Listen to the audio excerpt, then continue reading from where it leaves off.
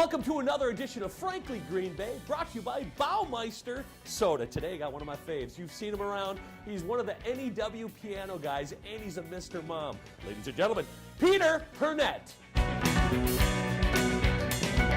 Welcome to another edition of Frankly Green Bay. Peter, finally got you in here, brother. Thanks for having me, Frank. You guys are killing the market. NEW piano, you are everywhere. We are. We have been very blessed to be able to be working up in the Green Bay in the new NEW, which is Northeast Wisconsin area. Really? Is that what it means? That's what it means. We were talking off stage a little bit, and when it finally came to you where you could finally just hear something and play it, you were 14 years old. What was that like when you finally realized, man, I can play anything? It opened up a huge world to me. It gave me the ability to be able to perform. It gave me the ability to, read music in a form of chord progressions and that, and be able to hear it. And then starting to listen to stuff on the radio and then just reproduce it on the spot. You're playing Beatles gigs, all of a sudden you're doing your own show, and you bump into the love of your life. I love this story. Yeah, I met my wife. I was waiting for some pianos to be delivered to a hotel, and this girl just sits down. She's waiting to get her tires changed on her car. And I made some off-color jokes, I think, probably. And she giggled and laughed, and I thought, hey, this is a chance. And that's what she was cocktail waitressing for the event, exactly. And then I asked her to come down and see my gig later that evening, and that was it. Now, let's talk about dueling pianos. When did this finally say, hey, man, this is out there, I can do this? Well, I started back in Milwaukee at Howl at the Moon, and then transitioned to Lucille's. I was there for 10 years. I opened up my own bar in Appleton for 11 months.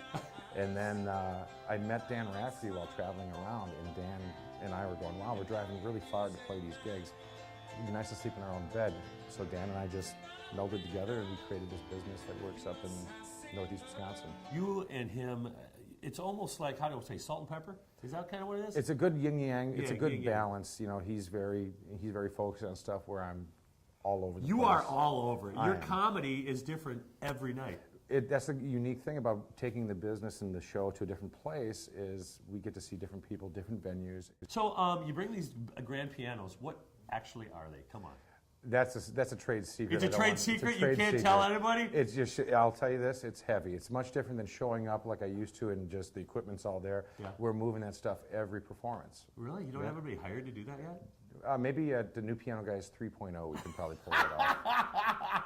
Let's talk about the future. I mean, you guys are gigging 3-4 nights a week. How can people get a hold of you and find out schedules? Well, they can go to our website, which is newpianoguys.com, or check out our Facebook page.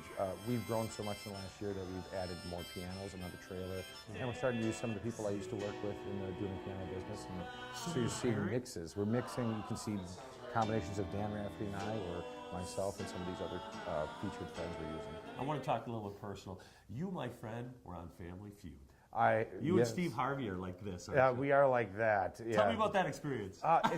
It's really an interesting experience to go out there. They bring you out to LA, but they're watching you from the moment you get off the plane and get into their vehicle to the moment they drop you back off the airport. So they're waiting for you to clap. They're watching how you interact, if you're smiling and that. And then they decide whether they're going to put you on or not based off of they're observing you. You're like under a microscope, and then when you get up there, it's it's very surreal. Yeah. You see this from television. You see this giant set that you can't tell, but it's really, well, it's almost as big as where we're at here. Wow! And I list all of their events on Frankly Green Bay, so make sure you check out. I make you guys picks of the week a lot. And we appreciate that so much. Thanks again, Frank. Hey, join us next week as we bring you another creative person from northeastern Wisconsin.